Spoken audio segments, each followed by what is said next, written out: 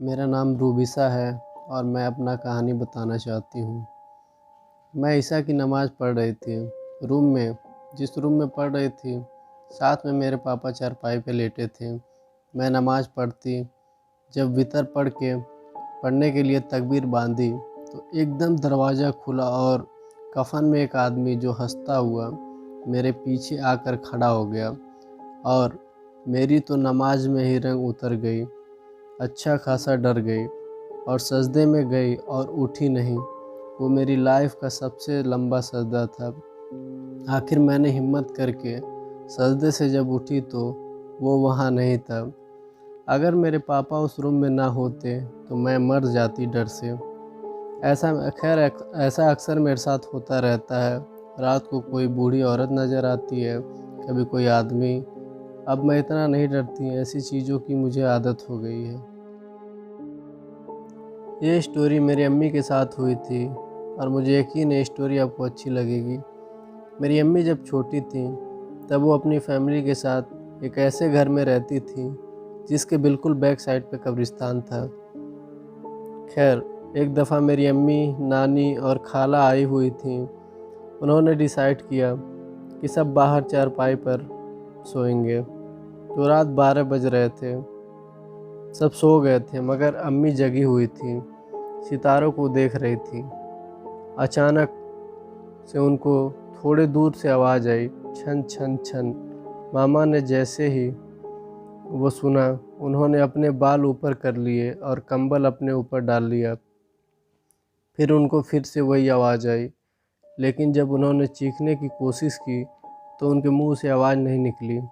और फिर उनको ऐसा महसूस हुआ कि जैसे उनके जिस्म पे किसी ने बहुत बोझ रख दिया हो। वो जितनी कोशिश करती थी, वो बोझ उतना ही भारी होता जाता था। फिर अम्मी ने दिल में आयतल कुर्सी पढ़ी और काफ़ी दफ़ा पढ़ी। फिर वो जो बला थी वो चली गई और उनकी आवाज़ भी वापस आ गई। अम्मी अभी तक कहती हैं कि वो कोई बला थी और अगर वो आयतल कुर्सी ना पढ़ती तो थोड़ी देर में मेरे अंदर वो दाखिल हो जाती। ये कहानी हमारे मोहल्ले में एक लड़की की है। ये कहानी कुछ 2 साल पहले की है। हम कराची में हुआ करते थे। हमारे मोहल्ले में एक लड़की थी जो अपने काम में हर वक्त बिज़ी रहती थी और वो कोई भी मोहल्ले वालों से बात नहीं करती सिवाय मेरी अम्मी की। तो एक दिन अचानक ये लड़की दुबई कैसे किसी रिश्तेदार के यहाँ चली गई। किसी को पता नहीं था मेरे अम्मी के अलावा। तो जिस दिन दुबई गई थी, उस रात को उसके पूरे घर में आग लग गई। जब पुलिस को बुलाया गया तो पुलिस ने पूछताछ किया और 3 महीने का टाइम दिया।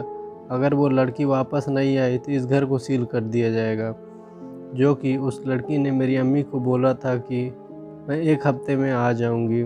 हमें लगा कि ये वापस जल्दी आएगी, लेकिन वो ना आई और उसके घर को सील कर दिया गया। तो एक दिन हम बाहर क्रिकेट खेल रहे थे कि हमारी बॉल उस घर में चला गया और मैं अंदर जैसे ही गया, कुछ अजीब सा मखलूक मेरे सामने आ गया और मैं वहीं बेहोश हो गया। मगरिब का टाइम था, अंदर गया था तो मेरे दोस्त ने थोड़ा इंतज़ार किया। देखा कि मैं नहीं आया तो वो मेरे घर जाकर सब बता दिया। तो मेरे घर वाले जल्दी से अंदर आए और मुझे उठा कर ले आए और मुझे थोड़ी देर बाद होश आया।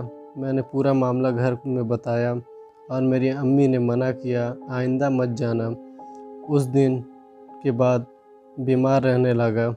मेरे अब्बू किसी आलिम को लेकर आए और उन्होंने मेरे ऊपर तिलावत की और कुछ देर बाद उस घर में गए और मेरे अब्बू भी उनके साथ थे। तो उन्होंने मेरे अब्बू को बाहर खड़ा रहने को बोला कि थोड़ी देर बाद उस आलिम ने बाहर आकर बताया कि ये घर जिस लड़की का था, उस लड़की पर जिन्नात थे और वो जिन्नात उसको छोड़ यहीं पर रह रहे हैं और उस घर को भी उन्होंने ही जलाया था और कहा कि मुझे ये जिन्नात नहीं छोड़ेंगे। तो उन्होंने कुछ आयत पढ़ी और उनको कसम दी कि वो मुझे छोड़ दें और उन्होंने कसम ले ली और कहा कि आइंदा ये बच्चा हमारे घर में ना आए। खैर, हम अभी तक उधर रहते हैं और हमेशा कुछ अजीब गरीब सी आवाज़ आती है। वो लड़की आज तक वापस नहीं आई।